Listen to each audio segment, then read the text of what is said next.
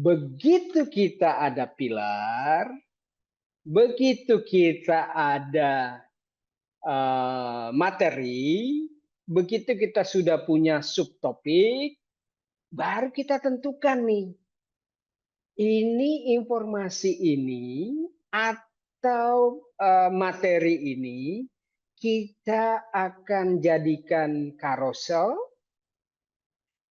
atau kalau pemberdayaan tadi seperti yang ditanyakan Mbak Magda, itu mungkin lebih cocok dengan metode storytelling, dengan video pendek misalnya.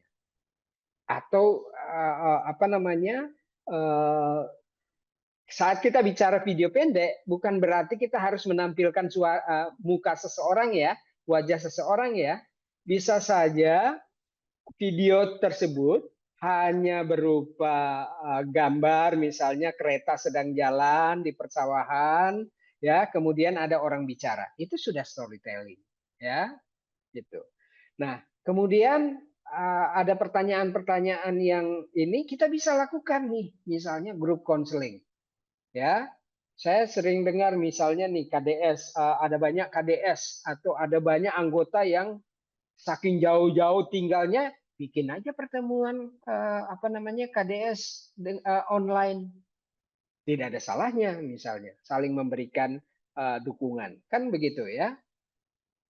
Kemudian kita bisa mungkin kawan-kawan sudah tahu ya, pasti sudah tahu bahwa di Instagram kita itu kita bisa di apa namanya di sesama followers kita yang follow akun kita bisa bikin grup untuk memposting sesuatu misalnya yang tidak tidak apa namanya bersifat misalnya konfidensialitas misalnya ya, terkait dengan hasil hasil viral load misalnya ya, kita bisa posting di IG group kita gitu. Kita bisa create grup yang tertutup di tidak semua orang apa namanya di grup itu bisa lihat, tapi itu grup tertutup. Bisa juga lewat WA group, ya.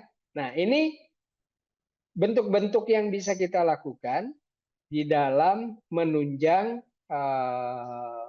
media sosial kita. Carousel bisa KIE program, bisa pengobatan, bisa layanan, nama layanan, bisa apapun itu. Kita bisa bikin video pendek tentang storytelling. Storytelling juga bisa berupa narasi ya, tidak harus ada orangnya yang bicara, yang ditampilkan seperti itu. Akhir-akhir ini saya sering banyak sekali melihat TikTok Live, ya, grup konseling tanya jawab live di Instagram, itu banyak ya. Kalau Instagram kayaknya, kalau TikTok kan harus followernya lebih dari 600 ya, 600 ya Tok. Ribu, Baru Pak. bisa bikin ya 1000. 1000. Iya. Oke, jadi kalau akun TikTok kita udah 1000 pengikutnya, baru kita bisa bikin live tuh di TikTok. Tapi kalau di bawah 1000, ya berarti kita harus apa namanya? Harus cari dulu pengikutnya. Nah, bagaimana cari pengikutnya? Ya konsistensi postingan kita di akun media sosial itu yang harus kita tingkatkan. Itu yang saya bilang tadi. Postingan kita random. Kadang ini, kadang itu, tidak jelas, tidak sesuai dengan bio yang kita cantumkan di media sosial kita. Akhirnya followers kita ya tidak meningkat, bahkan bisa berkurang ya, karena kebiasaan orang di media sosial ya, kalau dia suka postingan itu dia follow dulu akun kita untuk sementara waktu, setelah itu dia unfollow kita, jadi itu bisa terjadi. Hotline, saya nggak tahu ini masih dibutuhkan atau tidak, tetapi kalau Yayasan Spiritia kami masih punya hotline yang WhatsApp, jadi chat, ya. Jadi tidak telepon, tidak suara, tapi hanya melalui chat. Kemudian ya beberapa grup. Saya nggak tahu kawan-kawan pasti punya banyak WA grup di antara pendukungnya masing-masing, dampingannya masing-masing punya WA dan untuk menyampaikan informasi-informasi terkini. Ada yang apa namanya ini ya di sini ini jangan sampai kita ikut-ikutan bikin konten ya. Lagi tren. Kalau tren itu yang diingat trennya, bukan kitanya, bukan pesan kita. Jadi hanya trennya. Kalau trennya udah hilang ya hilang. Ya. Kalau sekarang itu lagi stay tune, stay tune. Nah, kalau sudah cocok ya gitu-gitu ya. Itu ya bisa saja kalau akun pribadi tidak ada masalah. Tapi kalau akun yang kita gunakan adalah akun organisasi, sebaiknya kita tidak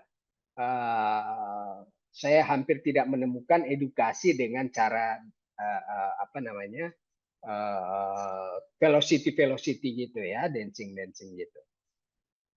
Oke, nah kawan-kawan untuk memperkuat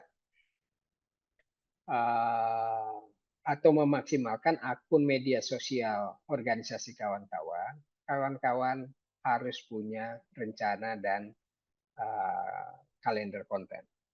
Ya, ini di materi sebelumnya pernah saya sampaikan tentang bagaimana membuat kalender konten. Kalender konten itu tentunya kawan-kawan bisa bikin, rencana kawan-kawan bisa bikin kalau kawan-kawan punya pilar. Ya. Nah, dan masing-masing pilar sudah punya subtopik. Sehingga rencana dan pembuatan kalender konten itu bisa menjawab pertanyaannya Mas Riki.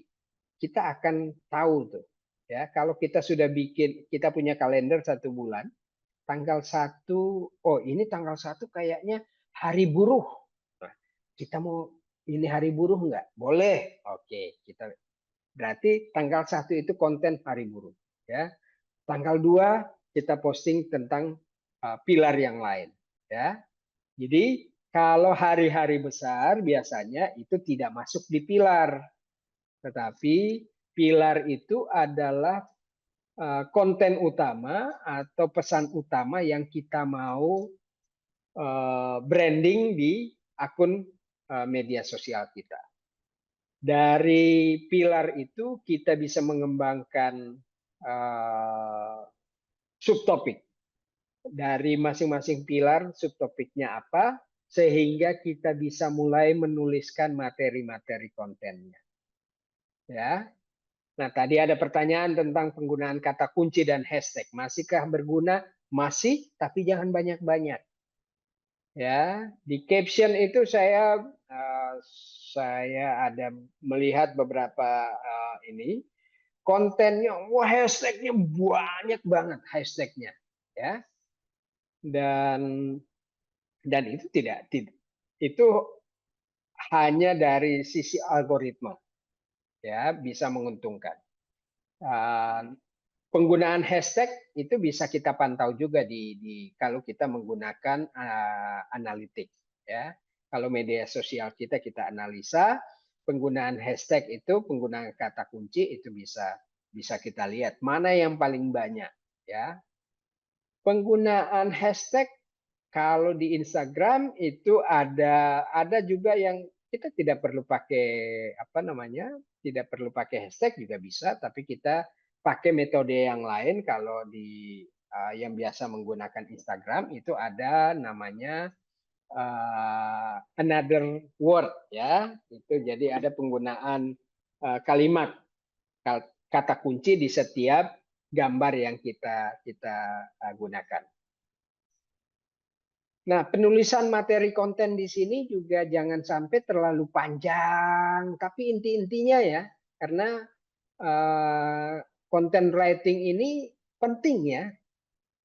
Jangan sampai kita udah nulis banyak sekali yang kita tulis, akhirnya tulisannya jadi kecil-kecil, ya.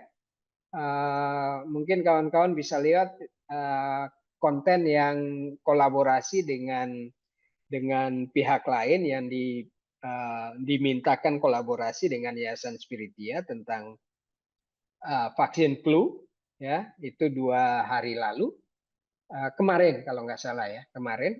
Coba lihat, ya. Kalau kawan-kawan lihat ininya itu, yang tulisannya kecil-kecil itu tidak ada yang lihat, ya, 0 itu ya. Nanti saya bisa perlihatkan ininya, analisanya.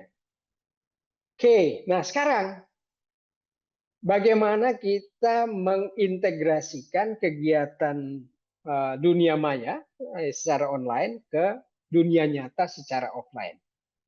Karena tujuan media sosial kita untuk menunjang atau mengungkit pekerjaan-pekerjaan kita, bertemu klien baru, dan potensi orang yang ingin kembali minum obat dan seterusnya, sehingga kita juga perlu mulai berpikir bagaimana, siapa, dan kapan kita mengintegrasikan layanan kita. Misalnya membalas komentar, ya. Ada orang yang harus membalas komentar setiap postingan kita. Atau ada orang yang mengecek apakah ada direct message yang ke akun kita. Dan itu harus dibalas. Karena kalau kita nggak balas komentar, kita nggak sekedar kasih like aja komentar yang diberikan, itu berarti akun kita itu tidak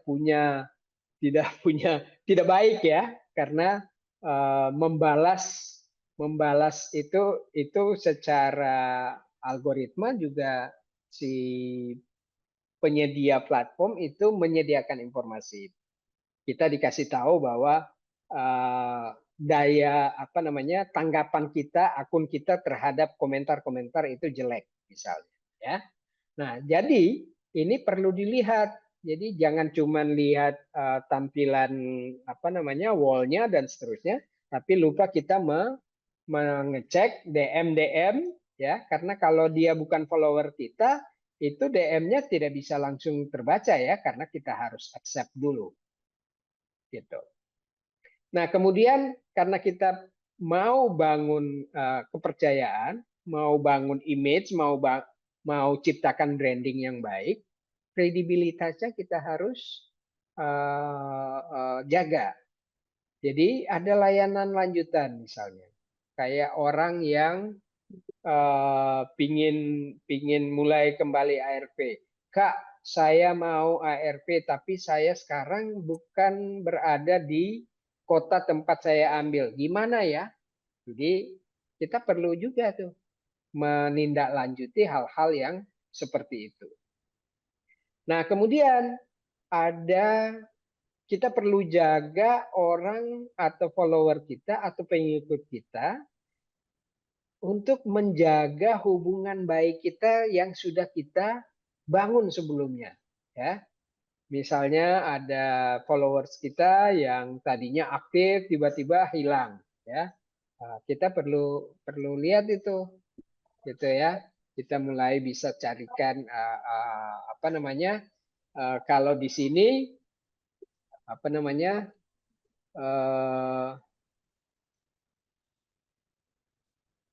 ini kenapa nggak bisa balik? Sorry. Oke, ya, mungkin kita perlu ada yang namanya giveaway. Misalnya orang yang menjawab pertanyaan, kita gratiskan pemeriksaan viral load misalnya. Kalau organisasi ini kebetulan ada jatah PS, ada jatah 5 pemeriksaan viral load, ya, kita bisa bikin itu menjadi quiz di di media sosial kita. Jadi saat orang yang kita dapatkan, pengikut baru atau pengikut lama, itu bagaimana kita integrasikan ke layanan yang offline. Yang tadinya dia butuh KDS, dia coba kita akseskan dengan KDS yang di dunia nyata. Orang yang butuh obat, yang butuh tes misalnya untuk istrinya dan anaknya mungkin, ya kita lanjutkan dengan di layanan rujukan layanan lanjutan. Oke, Sukri ada pertanyaan? YPKDS?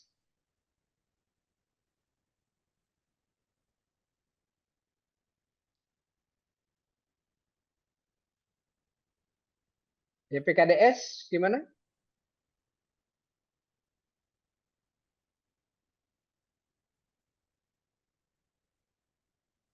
Oke. Tidak ada pertanyaan? Oke. Nah, sekarang saya mau bicara tentang tren media sosial. Ya. Oke, ada Medan Plus raise hand, silakan. Mas, oke, Iya. mungkin saya terlewat atau gimana? Karena kan terkait tadi kita harus membuat rencana kalender, terus penulisan materi dan juga penggunaan kata kunci atau hashtag. Nah, di sini apakah warna background media sosial itu penting tidak sebagai penarik pengikut dan sebagai identitas media lembaga tersebut? Seperti akun Sekuritia sendiri kan memiliki identitas dengan identik warna hijau. Apakah itu eh, efektif tidak, Mas? Oke, baik. Efektif tidaknya nanti kita lihat di slide berikutnya ya. Nanti akan saya tampilkan ya. Itu seberapa efektif. Jadi kita bisa melihat saat kita naikkan sebuah postingan, kita akan bisa melihat postingan itu performanya ya, apa namanya, apa bahasa Indonesia performa ini apa ya? Bagus nggak, dapat sambutan atau tidak ya, gitu. Penggunaan warna ya sebaiknya harus konsisten. Jadi kalau kawan-kawan tidak konsisten, begitu orang kunjungi profil kawan-kawan, baru mau lihat ininya aja udah berantakan, aduh malas dah, gitu ya. Karena tidak konsisten, ada yang merah, tiba-tiba putih, ada yang hitam, ada yang kuning dan seterusnya dan seterusnya. Itu kita bicara desain, ya. Jadi desain itu sangat menentukan. Materi di media sosial itu tidak perlu bagus-bagus amat, tapi jangan juga dibikin asal-asal. Itu kuncinya.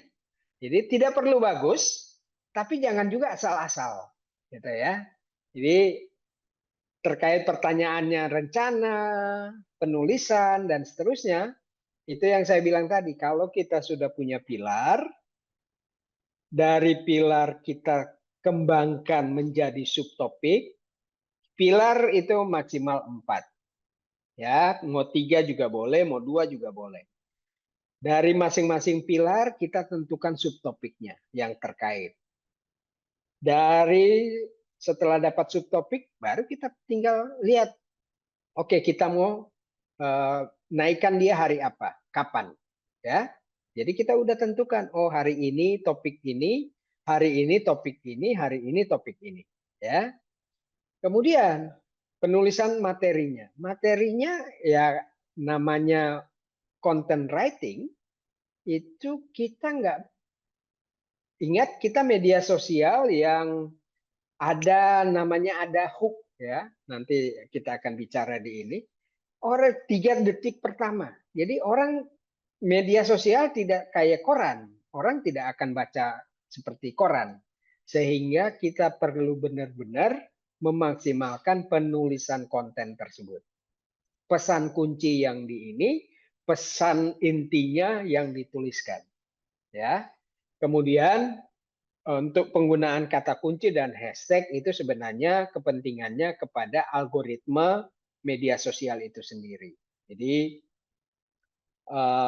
pada saat orang menggunakan kata kunci dengan baik, konsisten, saat seseorang di luar sana di dunia maya men-searching atau mencari topik yang dia butuhkan dan dia mengetikkan kata kunci. Kalau kata kuncinya pas, pasti postingan kita yang nongol.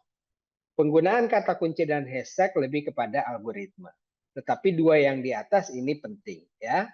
Bahwa kalau kawan-kawan sudah punya pilar, gampang tuh merencanakan. Kita tidak lagi pusing, aduh posting apa lagi hari ini, aduh apa ini, dan seterusnya dan seterusnya. Karena kita sudah punya pilar dan subtopik dan materi yang akan kita posting. Oke, nah ini tren media sosial. Sekarang itu media sosial trennya di 2025, kawan-kawan juga perlu ingat ya, bahwa sekali lagi konten jangan lupakan tujuan kita bikin akun media sosial. Tujuan kita bikin akun media sosial kita untuk mempertajam atau memaksimalkan pekerjaan-pekerjaan kita sehingga mencapai tujuannya. Jadi kalau bisa jangan ikut tren, karena musim tren joget-joget semua posting joget-joget gitu ya. Velocity, wah gini-gini dan seterusnya. Itu apa namanya? Bukan bagian storytelling ya. Itu kalau mau akun pribadi nggak masalah ya. Karena kalau kita apa namanya? Postingan yang begitu-begitu, trennya itu yang diingat, bukan pesannya. Tren nari-narinya yang diingat ya. Begitu tarian itu selesai, dulu masih ingat ya, dulu Sajojo, oh tren. Begitu Sajojo mau mere, oh tren. Apalagi sekarang, dan seterusnya dan seterusnya. Sekarang velocity yang begini-begini, yang begini-begini. Tren itu bisa hilang, tapi kalau bisa identitas kita tidak, gitu ya. Nah, penggunaan video itu bagus untuk kawan-kawan yang jangkauan dan engagement-nya jelek. Jadi kawan-kawan bisa lihat nih, orang yang melihat tayangan postingan kawan-kawan kalau sedikit, itu mungkin kawan-kawan lihat ini video atau bukan. Nah, kalau kawan-kawan belum punya konten video pendek, mungkin sekali-sekali harus bikin video pendek. Itu untuk bisa meningkatkan jangkauan dan ketertarikan atau engagement ke akun kawan-kawan. Nah, sekarang kita harus pakai AI ya. AI itu mungkin kawan-kawan lihat ya, postingan Spiritia hampir jarang menggunakan foto seseorang ya, kecuali memang itu ada apa namanya, misalnya ada live yang dibuat KPA, yang ada narasumber, ada fotonya dan seterusnya. Tapi 99,9% postingan Spiritia itu hampir jarang ya kawan-kawan menemukan foto orang ya. Semua menggunakan AI ya. Nah, AI generated sekarang banyak sekali bertebaran ya, yang gratis, yang bayar banyak sekali. Tinggal kawan-kawan menguasai bagaimana menguatkan atau membuat prompt ya. Jadi di setiap penggunaan AI itu prompt yang harus kawan-kawan kuasai gitu. Nah, untuk kawan-kawan yang tidak punya cukup banyak waktu, kita sudah ada pilar, kita sudah ada jadwal, tapi bikin kontennya, wah ini kayaknya bikin desain aku kan nggak kuasai benar nih. Kita bisa manfaatin AI ya. Nah, AI ini menggunakan AI udah banyak sekali ya. Kita tinggal perintahkan dan kasih informasi, kasih bahan yang dibutuhkan, tak postingan kita selesai. Ya, tampilannya profesional, warnanya yang dipilihkan dan seterusnya kan kita bisa minta. Kamu harus warnanya warna ini, gitu ya, dan seterusnya. Di samping itu, penggunaan AI juga kita bisa menjaga konfidensialitas. Ini bisa menjawab misalnya ilustrasi-ilustrasi tentang yang ditanyakan Mas Joko tadi. Misalnya ada materi tentang IMS. Coba kita carikan ilustrasi dengan menggunakan AI, itu bisa jadi tingkat penerimaan audiens kita akan jauh lebih baik.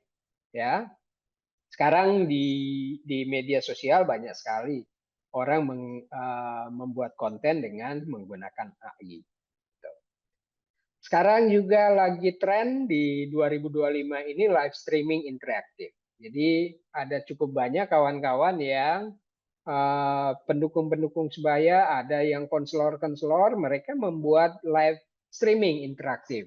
Orang bertanya tentang tempat tes, orang yang macam-macam, ya, pertanyaan-pertanyaan. Nah, tantangannya di sini adalah kita harus siap dengan pertanyaan-pertanyaan yang sulit, ya. Nah, tinggal bagaimana kita berkomunikasi.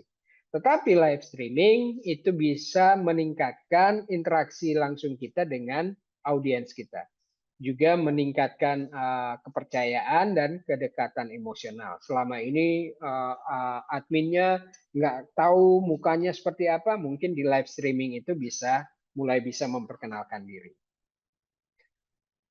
Tren sekarang juga kalau kawan-kawan postingannya kayaknya yang like sedikit, tingkat kepercayaannya sedikit, engagementnya sedikit, mulai mungkin bisa bikin kolaborasi. Kawan-kawan punya postingan yang baik, bisa ajak Spiritia jadi kolaborator misalnya, ya, atau bisa misalnya Dimas, KDS Dimas kolaborasinya dengan di Ajeng, IP Jogja dan Victory Plus misalnya, ya. Batamang Plus misalnya dengan kawan-kawan kolaborasi kawan-kawan di Gorontalo misalnya, seperti itu dan seterusnya, ya. Ini untuk meningkatkan jangkauan dan bisa meningkatkan kalau kawan-kawan followersnya dikit, mungkin mulai coba, ya, cara dengan kolaborasi ini. Jadi sekarang tengok media sosialnya, kalau followersnya baru sedikit, mungkin postingan selanjutnya saya harus ajak seseorang untuk berkolaborasi atau organisasi yang lain untuk berkolaborasi, ya. Oke. Kemudian IG, ya, komunitas tertutup. Nah, sekarang kalau orang tidak punya kalau WA Group kan kita harus tahu kontaknya, ya. Nah, media sosial di IG sekarang kita bisa bikin grup. Kita bisa bikin grup yang orangnya adalah followers kita. Jadi misalnya ada followers kita, di antara followers kita itu ada 15 orang yang Oda baru misalnya. Kita mungkin bikinkan mereka grup sendiri untuk kita posting informasi-informasi penting. Misalnya jam layanan di Puskesmas A, jam layanan di Puskesmas B, jadwal pemeriksaan viral load di Puskesmas A misalnya, dan seterusnya, ya. Ini untuk memberikan update-update informasi terbaru yang mungkin tidak terakomodir di konten kalender kita. Jadi, wah, kalau kita bikin di kalender, wah, kalendernya udah penuh nih. Wah, kita mau bikin di story, wah, story-nya cuma 24 jam nih. Nah, kita bisa bikin di IG group. Jadi itu bisa dipantau oleh mereka, ya. Itu juga merupakan bentuk dukungan psikososial digital. Oke, nah kalau tadi kita bicara tren kontennya, sekarang kita bicara tentang tren algoritmenya. Oke, kalau kawan-kawan mau bikin postingan, itu sebaiknya kita pikirkan hook, ya. Kalau tren algoritmenya Instagram, saya ambil 2 aja, ya, yang dominan sekarang. Untuk Instagram itu 3 detik pertama. Jadi bagaimana pesan kuncinya kita di 3 detik pertama. Kalau video itu di 3 3 detik pertama. Berarti kalau gambar itu berarti di desain gambar pertama misalnya, ya. Kalau di TikTok itu 5 detik pertama. Itu hook. Kalau bicara jenis konten, kalau di Instagram apa aja bisa kita naikkan. Yang penting estetik. Ya, sekali lagi saya bilang tadi, desain itu bisa apa namanya? Tidak perlu bagus-bagus amat, tapi jangan juga asal-asalan. Yang penting estetik. Ya, saat kita bikin konten di Instagram, kalau bisa kita ikutin apa namanya warnanya, bisa dibaca enggak dan seterusnya ya. Di Instagram carousel lebih baik ya dibandingkan dengan di platform yang lain. Kemudian caption, perkuat di caption. Jadi kalau bisa ada captionnya yang mengantarkan orang baca postingan kita. Kemudian untuk kata kunci dan hashtag itu lebih kepada kepentingan algoritma ya, seperti yang saya jelaskan tadi. Kalau TikTok harus dia pasti konten yang bersifat menghibur atau entertain dan consuming. Consuming di sini berarti orang belanja ya, orang harus belanja dan seterusnya. Dan kalau bisa yang hot saat itu. Ya, jadi kalau yang bersifat hiburan, kalau bisa kita jangan posting di IG. Ya. Kemudian kalaupun kita tidak bisa bikin video di TikTok, kita bisa bikin single image tapi dengan audio. Audionya bisa musik, bisa narasi, bisa orang baca puisi. Ya. Oke. Kalau di TikTok itu cek link di bio. Itu lebih efektif kita membuat orang visit profil kita. Ya. Jadi di TikTok kita kalau di setiap postingan kita sebaiknya cantumkan cek video lebih lanjut, cek di bio. Nah, itu biasanya orang akan visit profil kita. Dan begitu orang visit profil kita, begitu dia lihat tayangan-tayangan yang kita tampilkan di profil kita cukup baik, dia kemungkinan besar akan jadi pengikut baru kita. Nah, sekarang terkait dengan mobile video atau video pendek ya. Kalau di Instagram, kalau bisa maksimal 1,5 menit. Kalau di TikTok bisa 3 menit, bisa maksimal 10 menit. Tapi kalau 10 menit, tapi orang yang nonton cuma sampai menit pertama, video itu rusak. Reputasinya justru rusak karena dia tidak ditonton sampai baik, sampai habis. Jadi pastikan kalau kita mau bikin video di TikTok, misalnya 5 menit, pastikan sampai dengan menit-menit terakhir itu orang bisa tonton.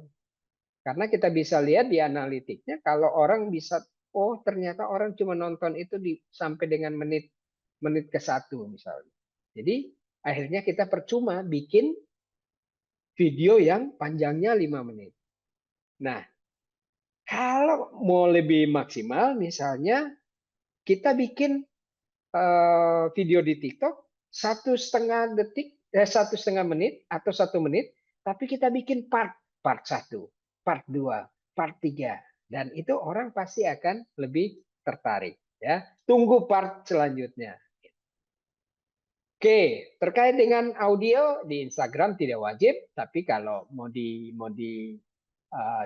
pakai video juga tidak apa-apa. Itu sekarang Meta sedang mengkaitkan algoritma audio. Jadi sekarang dia coba mulai mengadaptasi algoritma audionya TikTok.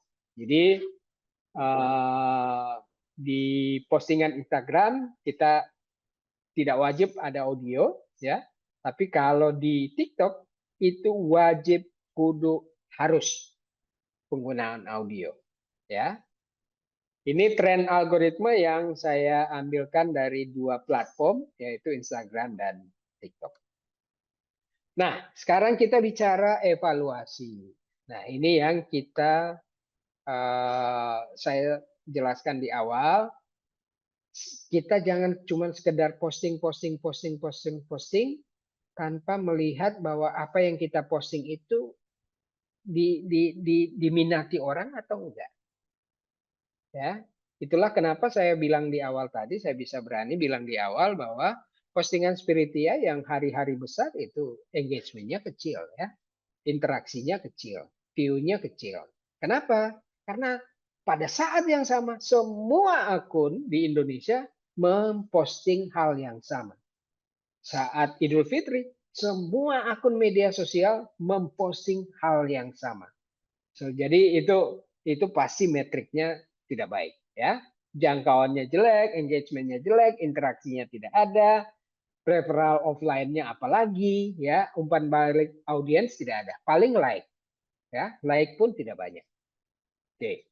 Nah, kita harus juga melihat metrik postingan kita ya. Nah, untuk melihat metrik postingan kita, kita bisa gunakan alat atau tools dari bawaan dari platform itu.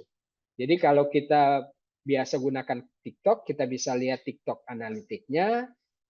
Kalau kita gunakan Instagram, kita bisa lihat insight Instagram. Kita bisa lihat berapa berapa interaksi kita dalam 30 hari terakhir, 7 hari terakhir itu berapa ya, kita bisa lihat.